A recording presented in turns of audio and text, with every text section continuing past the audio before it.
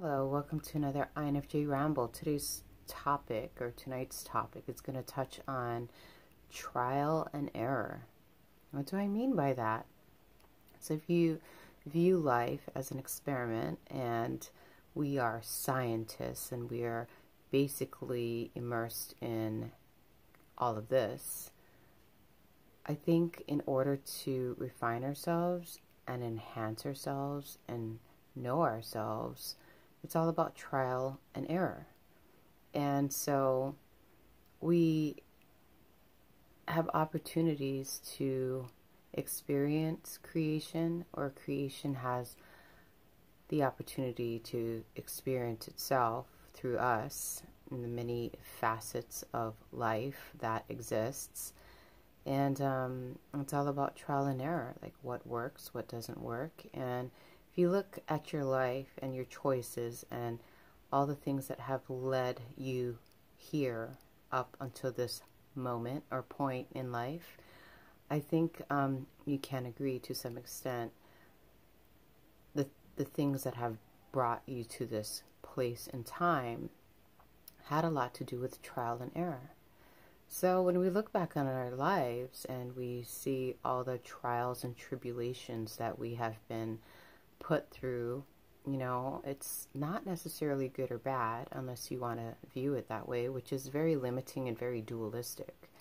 But as you know, we are multifaceted beings, and I think if you think in terms of creation, it is limitless, it is infinite, it is endless, it is timeless. So, you know, our lives are just a flash, you know what I mean? And we're given all these opportunities to explore and to experiment and to, you know, see what works, see what doesn't work.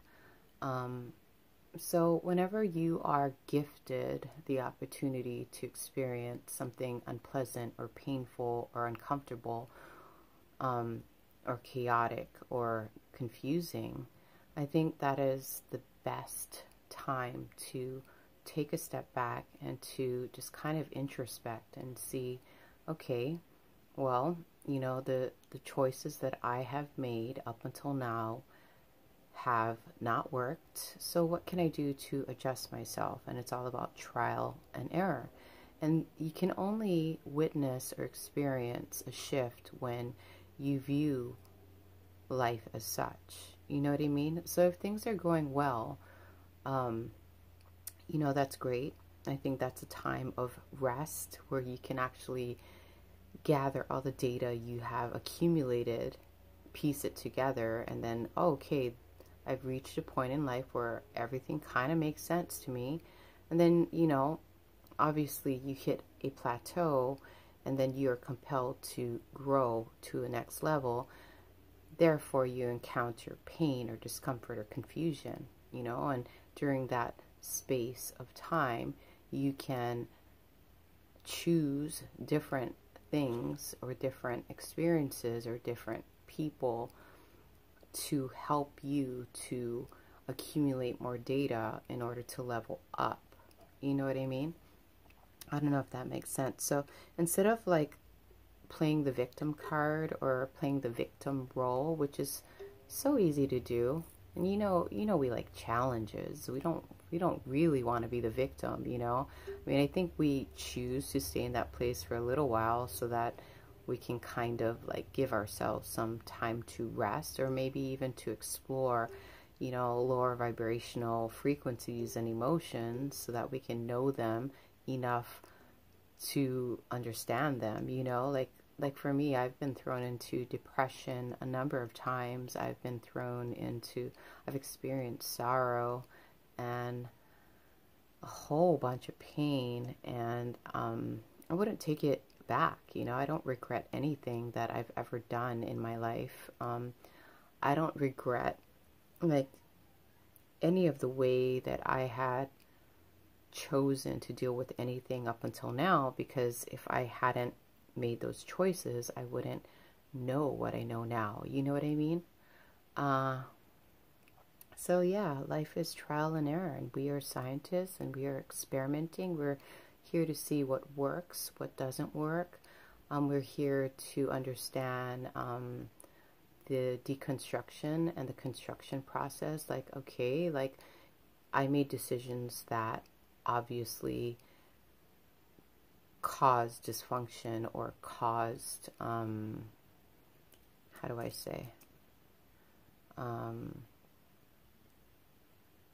made choices that made things, you know, fall apart. So if I want to reconstruct something, like what choices do I take in this moment in order to create that?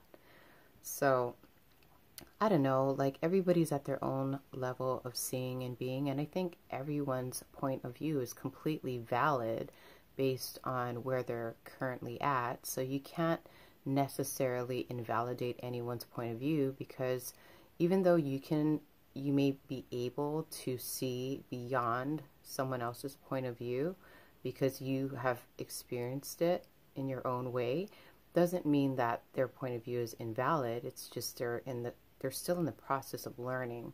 They're still in this place of trial and error that they still have to like push through. You know what I mean?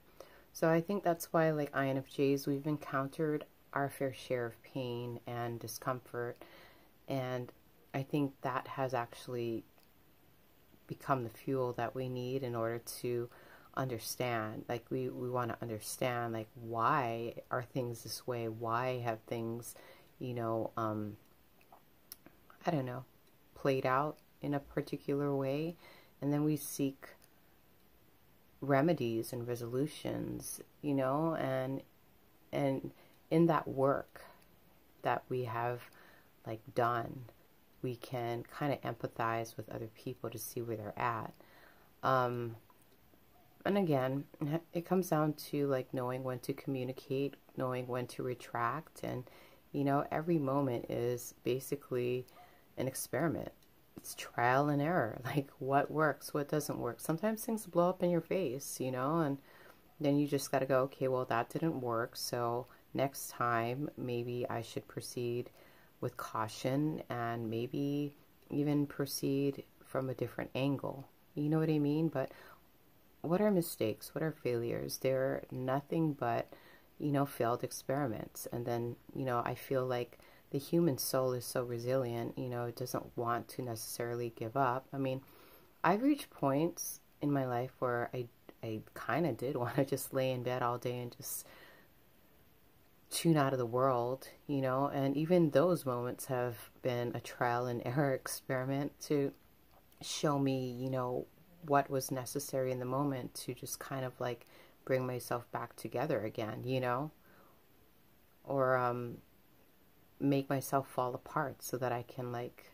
uncover a new aspect of myself. So instead of viewing things in such a black and white way, like just kind of like see it as, you know, it's all an experiment, it's all trial and error. Every choice leads to an outcome, and if you don't like the outcome, then you have the ability to change it in any moment. You know, you have the ability to shift your perception or shift your choice, and you know,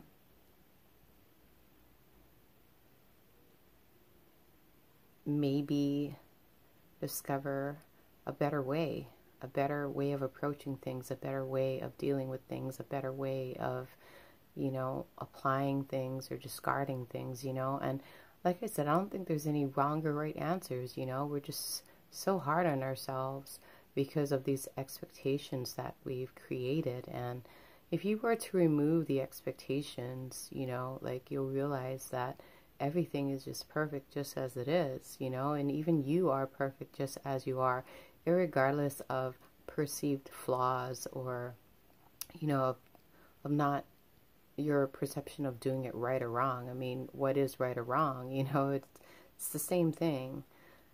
I don't know if I made sense, but I just felt compelled to make this recording in order to, I don't know, bring more clarity and more insight into the light, you know. So next time you're being hard on yourself or you're being hard on someone else, just realize that it's all trial and error, and we're just all kind of figuring it out. Nobody really knows, you know.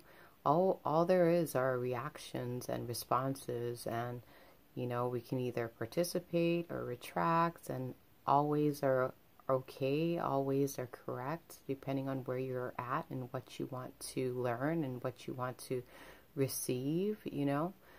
So yeah, I don't know. Thank you for watching. Have a beautiful night, and blessings to one and all. Amen.